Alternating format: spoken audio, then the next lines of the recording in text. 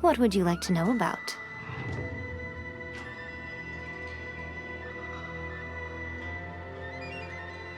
That puppet was built with technology that has been lost to time. Perhaps she, as a god, is the only one privy to the knowledge of its origins. Still, there's one other thing on this topic that I suspect you may be curious to know.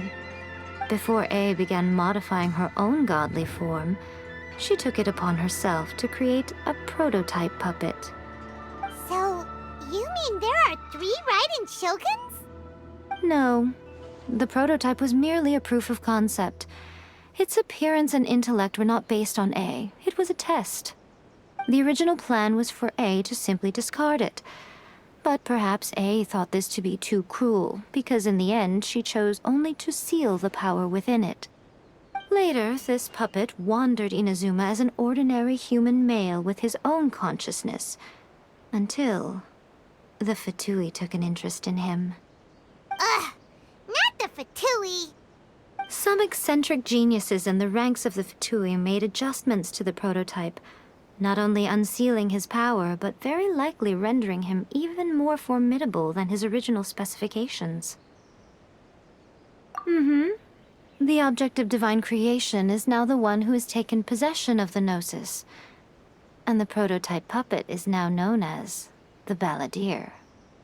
What a crazy story! It is, isn't it?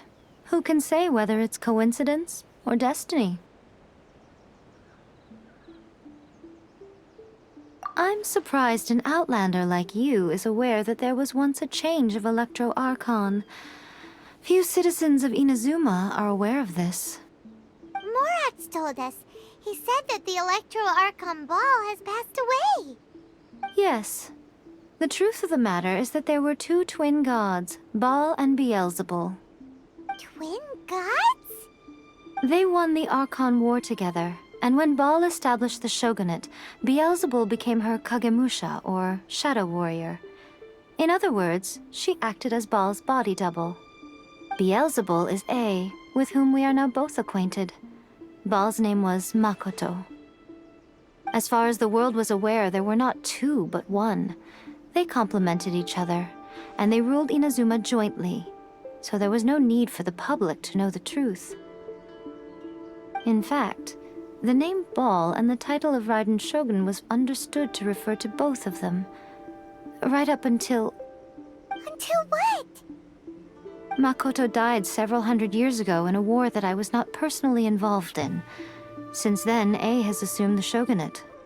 Losing her sister must have been super hard on Yae.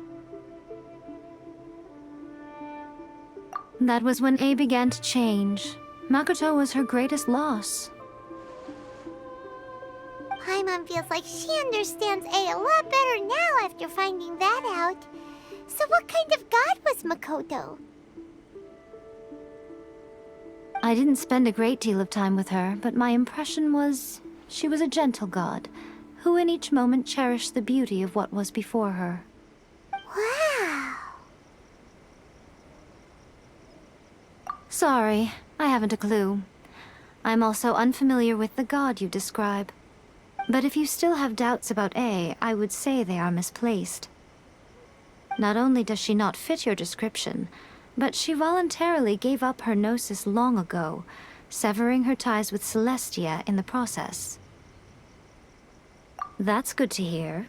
Otherwise, given that I'm her familiar, it could have made our relationship rather awkward, don't you think? Don't worry, we aren't looking to pick a fight with you. I wish you the best of luck. May you soon discover the truth behind it all.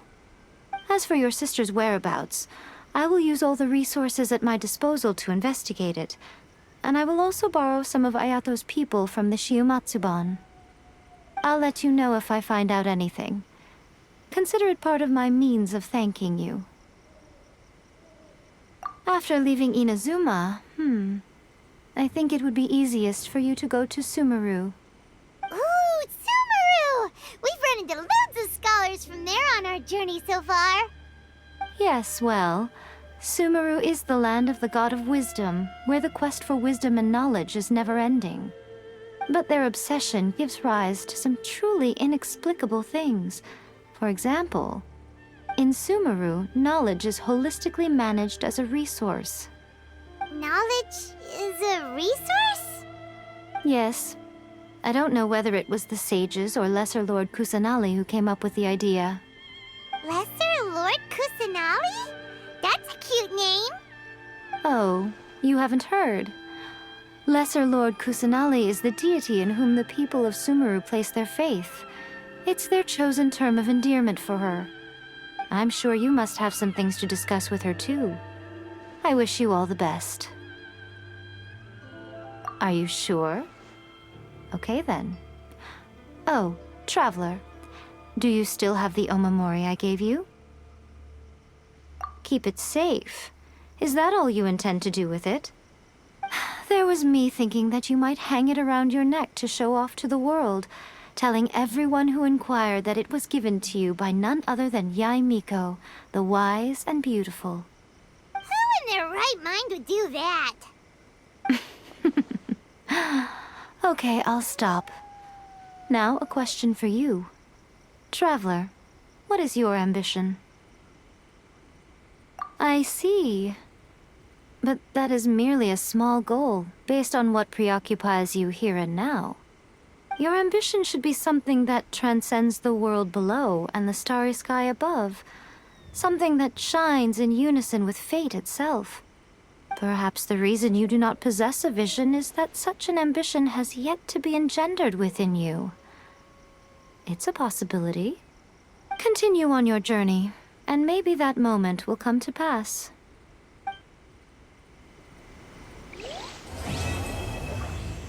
Thank you everyone who came to watch my clip.